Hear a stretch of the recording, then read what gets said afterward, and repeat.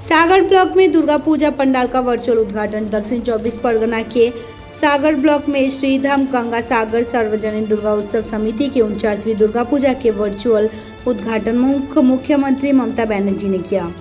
इस मौके पर मंत्री बंकिम चंद्र हाजरा, बीडीओ कन्हैया कुमार राय और अन्य अधिकारी मौजूद थे। इस साल समिति ने एक नया मंदिर भी खोला और 25 देवी दुर्गा की आराधना की योजना बनाई है। साथ ही गरीब महिलाओं को कपड़े भी बांटे गए और स्थानीय लोग में काफी उत्साह है और ये पूजा सागर क्षेत्र की परंपरा और संस्कृति को दर्शाती है।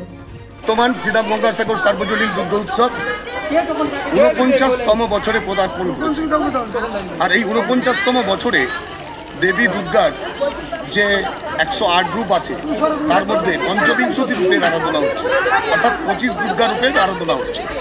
সাথে একটি সুদৃশ্য মন্দির আমরা গত 4 বছর ধরে যে মন্দিরটা নির্মাণ করেছিলাম প্রচুর টাকা ব্যয়ে এবং প্রচুর পরিশ্রমের মধ্যে দিয়ে সমস্ত মানুষকে সঙ্গে নিয়ে একটা সুন্দর একটি মন্দির নির্মাণ হয়েছে।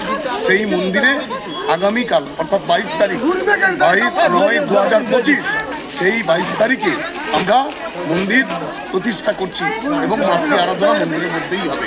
শারদ উৎসবের যে শারদীয়া দুর্গা মহিষাসুরমর্দিনী মূর্তি সেই মন্দিরের মধ্যেই থাকবে। আমরা গর্বিত এবং আনন্দিত যে আমাদের বহুদিনের প্রত্যাশা, বহুদিনের স্বপ্ন এমন একটি মন্দির আমরা নির্মাণ করতে সক্ষম হয়েছি।